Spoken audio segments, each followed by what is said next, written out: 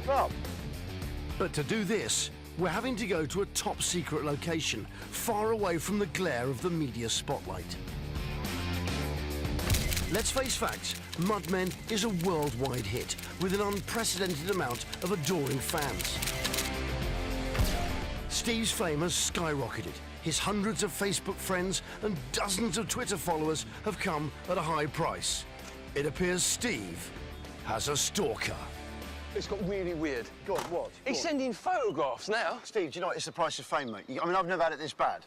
And I know that one of the people from the channel who opened one of the letters, they're in counselling 6 weeks, and all they saw was literally a corner of the picture and what the guy was doing on the back of his head. Listen, I've got to go get Dr. Michael. You stay here, all right? He shouldn't be far off.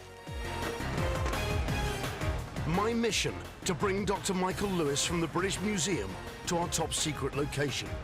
He's the deputy head of the Portable Antiquities Scheme, and so he needs to record all our finds. What he doesn't know is that he's about to do that now. Hey, where do you come from? Call him back, Mikey. It's fine time. Let's go, let's go.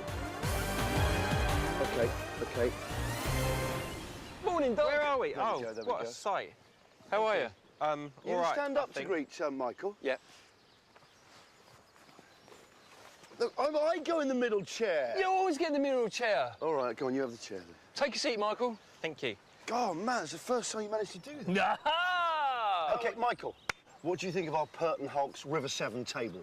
Well, you've got some big stuff, lots of ironwork here. Yeah. I mean, tools and stuff. I guess a lot of these are to do with shipworking. Got lots of nails here, some Big quite ship's big nails. nails. I like this. This is a 124 thaler, it says Einen thaler, of Frederick the Great, who dates to about 1740 to 80 odd. I mean, it's a lovely coin. It's nice to show that because of the trade, you know, between England and other parts of Europe. Also on the table, one of our favourites. Go on. I love this. I found this, yeah? Oh, right. No, you didn't find I did that. find this. I found this. No, you didn't find that. Oh, right, you did find Thanks. I found this. Do you like that? A stevedore's hook.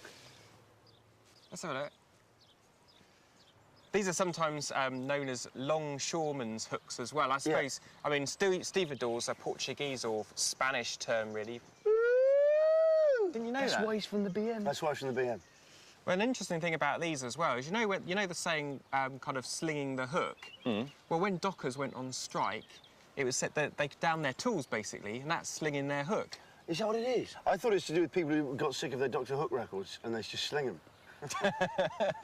But we've got another saying. Yeah. From the Slinging, doctor. oh, we love that. Yeah, we really do. love that. On the show, we love that. What else we got, Mikey? Well, there's some smaller bits, because I like the smaller bits rather than these big things here, really. I mean, over here, you've got some bits of pottery. Now, you get this on the foreshore quite a lot, don't you? This kind of slipware. I found that. And there's another bit here as I well. found both of those. Did you? Yeah. Right. This is quite a common find on the foreshore. I didn't find that. I think these are... I really like these because they're such pretty little finds. I mean, it's sometimes called Staffordshire combed ware because of the combed effect on it. Yeah. But actually, it was produced all through the Midlands and Yorkshire. But also, quite North, interestingly, it was found in... there was a factories here in Bristol as well. So that's kind of nice because it's got a local aspect. But also, obviously, it was, you know, as a pottery that was traded throughout the country. So, Michael, what do you think of the table? Well, there's loads of naval stuff associated with ships here. I mean, that's kind of dominates the whole table. But in really, terms doesn't of it? our quest, which way does this send us? So what we're going to look at is Bristol's illustrious trading past and its shipbuilding heritage, and also a little bit, I think, about the crafts that people did that made Bristol great. OK, so we're looking at trades, the crafts, and its shipbuilding heritage of Bristol, yeah? Yeah. OK, thank you so much, Michael. Listen. No problem. Cheers, Doc. When you go out of here, yeah? Try not to let anyone see you, first of all, because they might recognise you from the show. Maybe take your glasses off a bit, just to change your appearance, ruffle your hair, something like that. But just get across that road and just peg it. OK. See you later, Michael. Right, Good great. luck. Cheers, thanks. Cheers. All right, then. You haven't seen me at all. You haven't seen it. Okay. You haven't seen it. You haven't seen it. Go, go, go! Coming up, Steve strips off. Alistair, me pants! Me pants! And Johnny gets a bit of a fright. Steve.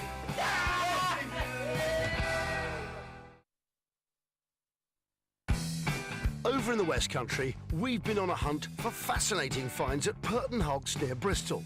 Caulking tool. You have got a caulking tool. Thank you very much. Now Dr. Michael Lewis has sent us on a journey to find out more about Bristol's trading past. And somehow, Steve's ended up at a brewery. Now, I'm here to meet one of the last remaining master coopers in the country.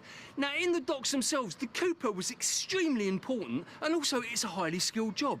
Now, I've seen a sign here for an apprenticeship, and I think I'm that man. But also, they brew beer here. Yeah!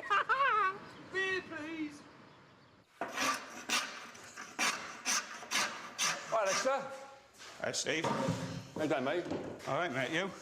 I'll tell you what, right, this is like going to heaven, this is. I've been downstairs with the boys having a beer. I know, it looks like it. And now I'm upstairs with the Master Cooper. Yeah, but while you're there, because I've always got a glass, I'll have one. It's amazing to think how important, you guys were in the day, and you're the last Master Cooper left. Seems strange, really. Yeah, that's correct. I mean, coopering's the regional service industry, because everything came in wooden casks, so you needed coopers to make them, coopers to service them as they went along the line. Without the coopers, you wouldn't have had anything being shipped around the world. So, what are we going to be doing today? We're going to take this cask here that your beer's resting on, and we're going to turn it into one this size. One of those over there, Alistair. Just clip it under the hoop. Bristol's Coopers Guild, which set the standards and prices for their work, was founded way back in 1456. Cooperages in the city then supplied ships with huge numbers of casks for carrying goods all around the world. It smells like Oliver Reed's spare rib. Centre of that, it's the centre of the cask. Yeah. Can I give it a blast? Can I have a go on one? Saucy round the tool, I am. As an apprentice, you've got to do all that by hand. There's no machines till you've done two and a half years. But they were a bit muscular. Well, I was, but... Well, that's what that beer you keep drinking as you're making them. And plus, as I keep saying to the wife, that's template, so I know I get the right shaped barrel. So, this apprenticeship that I'm on, how long is it going to take me? Well, I said a normal apprenticeship's about 4.5 years. Yeah, I've got to be about 12 of them. I tell you what. What? If you nip off and get a jug of beer... Yeah. By the time you come back, I'll have had all this spent, we'll have it on the fire. Do you know what? Go on then, do your biz.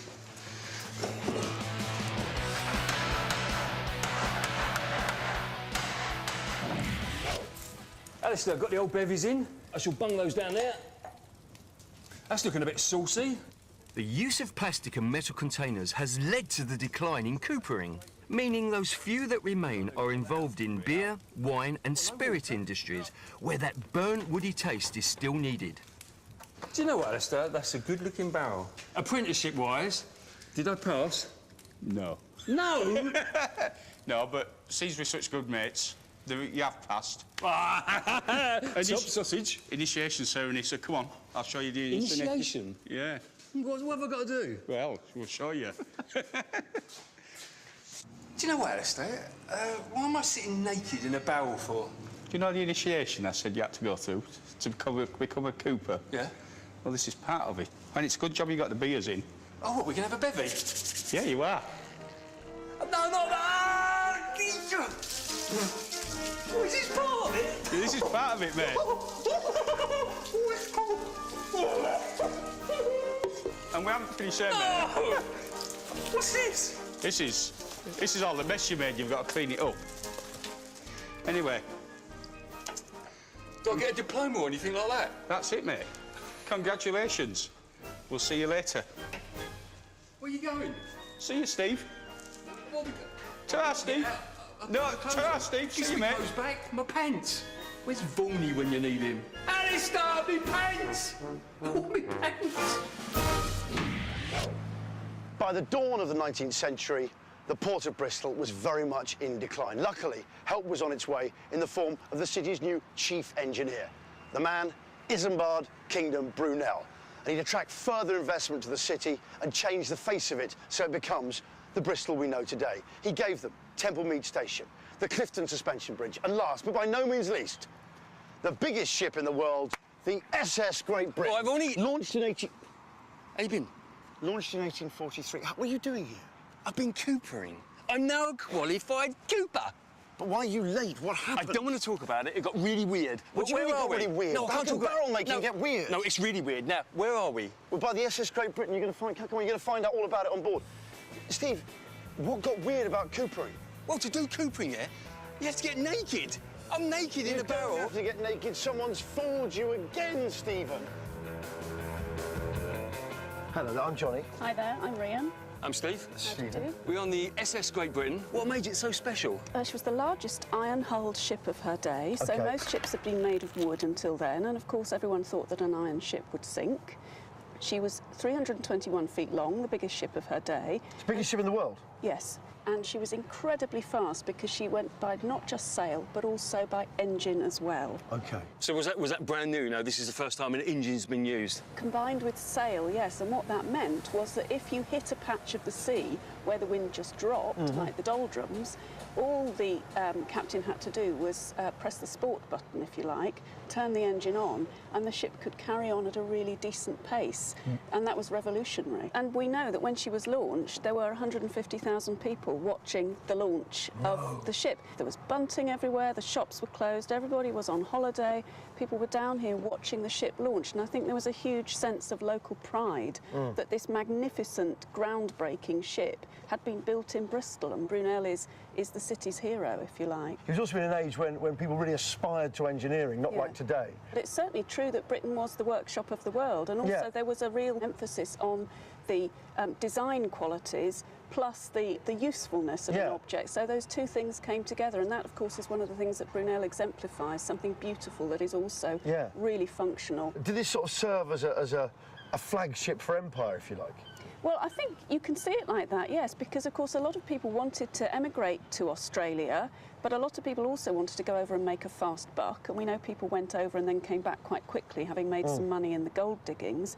But we know that there are about 500,000 Australians descended from the original emigrants who travelled on SS Great Britain, so she really did help build Australia. Rhian, Steve and I like to completely immerse ourselves in whatever we're investigating on behalf of MudMen right here on history. Could you please help us to do that, facilitate that, so Steve and I can completely get into character and get into the period? Of course, and I think one thing that might really help you is we've got some first class and some steerage costumes. First, steerage. Well, we'll see how they fit, shall we? Because generally, I've got a more aristocratic body. No, I'm saying Devon boy. Wee, muscles, big muscles, wee. Well, let's go, Steve, come on. I'll follow you down. Which way do we go? Go down that way. OK, thanks. We'll just see how they fit, Steve. We'll see how it pans out. It's bound to be I've got a more of an aristocratic figure. I've got smaller calves. Just stop squabbling. We're not squabbling. Yeah, you Look at the so are stay of me. squabbling. We're not squabbling at all. It's worked out rather... Stay back, Steve. Look at me. I look an idiot. Well, I think it worked out rather well, Steve. I really do. I think we've both got outfits that suit us. I've got a lovely stovepipe hat, a cane, tailcoat, very nice waistcoat, cravat, and a pinstripe trouser. Rhian, so we are in first class here. Yes. This is where I'd have been, right? That's right. When you really think about this, the whole ship itself, is innovation within shipbuilding, Yes. something special. But even this is innovation in dining in shipping. Steve, I don't think you should really be talking about this area. It's more sort of my place. Was this a real innovation in dining? Yes, well, look how luxurious it is. It's astonishing. And also there was space for entertainment. This was really meant to replicate the experience of being in a really posh London hotel. The idea was that you came aboard what felt like a floating palace. And what entertainment would I have had?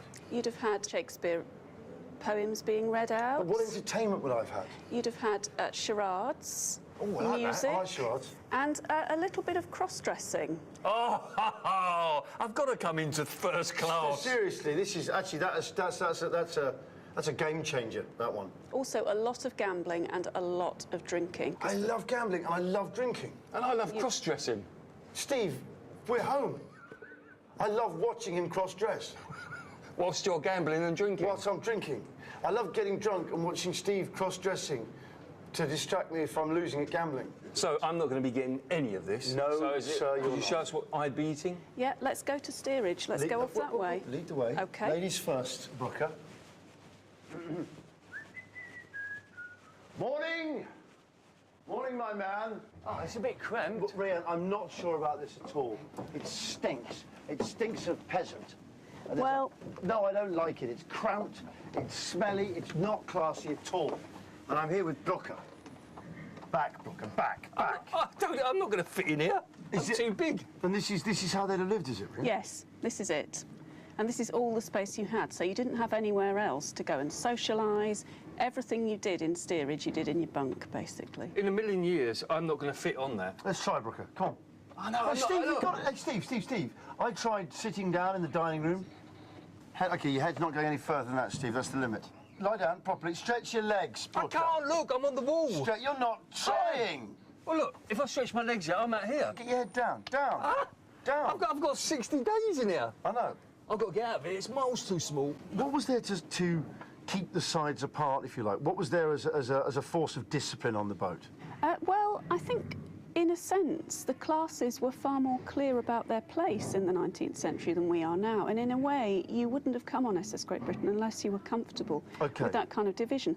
And certainly, at least one of the captains was a very imposing, authoritative figure. And of course he had to be, because he had to keep order on what was in essence a floating town. You mentioned the captains. Tell us about some of the captains on here. Well, the most colourful captain, and the one that we know the most about, is Captain Gray. Ah, tell us about this chap. Captain Gray was 6 feet tall, weighed 17 stone, and was from the Shetlands, so he had a very distinctive, very beautiful Shetland accent. So what happened then to this Captain Gray? Well, he'd been captain for nearly 20 years. Whoa! And the ship was sailing back from Melbourne to Liverpool. Yes. And just a little way out of Melbourne, his steward went to call him first thing in the morning, and his cabin was empty with the window open, and Captain Gray was never seen again. So what do they think? I mean, what, does he haunt the place? Well, people say that they've seen him, people say that they've heard footsteps.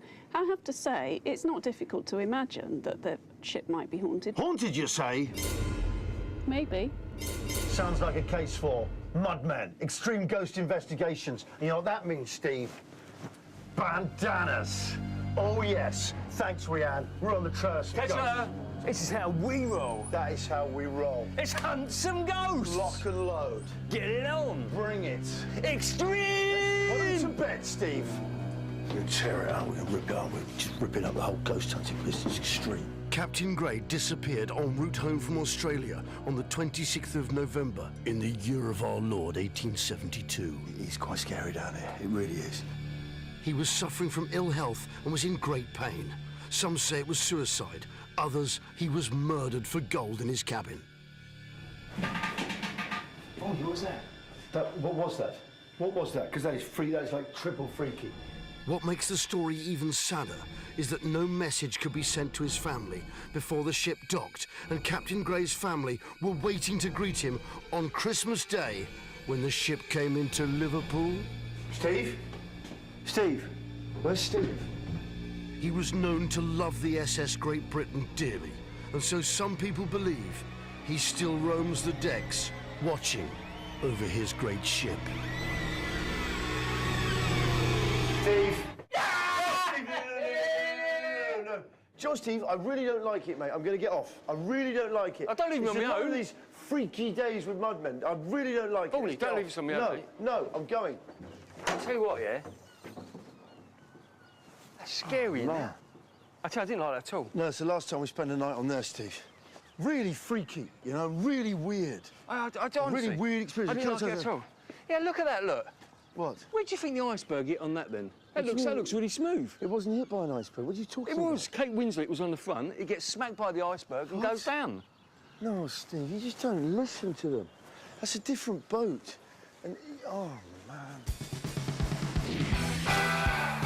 Coming up, we do a bit of wheeling and dealing Bristol style. Would it be possible, yeah, to trade my lemon soul for your beautiful horse?